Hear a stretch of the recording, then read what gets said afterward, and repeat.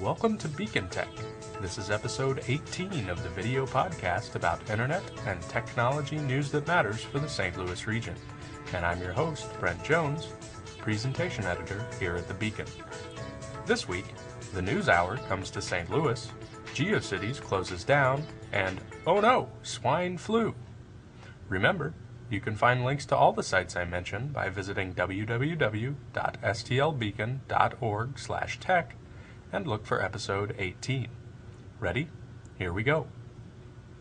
Last week, we talked about KETC's virtual library of video available on YouTube. This week, we jump up to the national level where PBS has just launched a site where you can watch full episodes of some public television favorites. There are news favorites, Frontline and the NewsHour, science shows like Nova and Nature, and some lighter fare like Antiques Roadshow, Masterpiece, and great performances. A hat-tipped tech blog Lifehacker for its post on this last week. And that leads nicely into this bit of information. St. Louis is a NewsHour spotlight city. All week, the national PBS show will be reporting from our city, looking at how the region is coping with the economic downturn and what impact there has been from President Obama's first 100 days in office. Already on the site are a preview of the NewsHour coverage, a couple of blog entries about the city, and a couple of audio slideshows. You can watch the NewsHour reports on KETC Channel 9 at 6 p.m. all this week, or on the previously mentioned PBS video site. Up next, short and bittersweet, Yahoo is shutting down Geocities. Started in the mid-90s and purchased by Yahoo in 1999, Geocities provided ad-supported web space for homepages in topic-based neighborhoods, like Area 51 for sci-fi and fantasy, or Times Square for video games.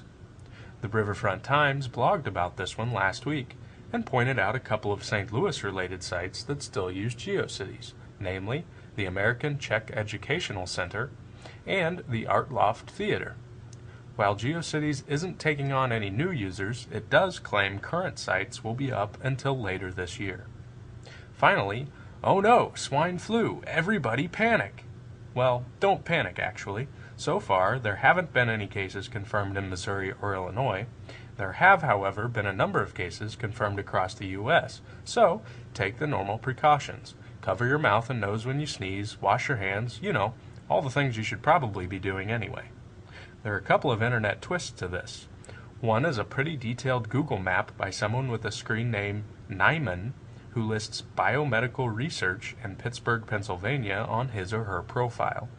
There are no sources given for the information, but the map is frequently updated and lists confirmed, suspected, and negative cases as well as whether the disease resulted in death. More official, on google.org, which represents a commitment by the search giant to devote resources to some of the world's problems, has a page on flu trends. By harnessing the power of its search engine to see what the U.S. is collectively trying to find out, Google claims it can estimate flu activity up to 2 weeks faster than traditional data collection methods.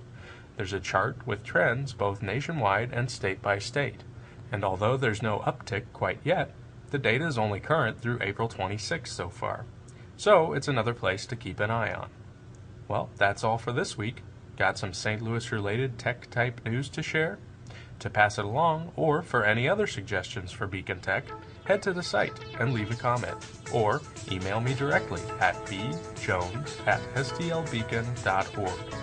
You can find links to all the sites I mentioned by visiting www.stlbeacon.org/tech and look for episode 18.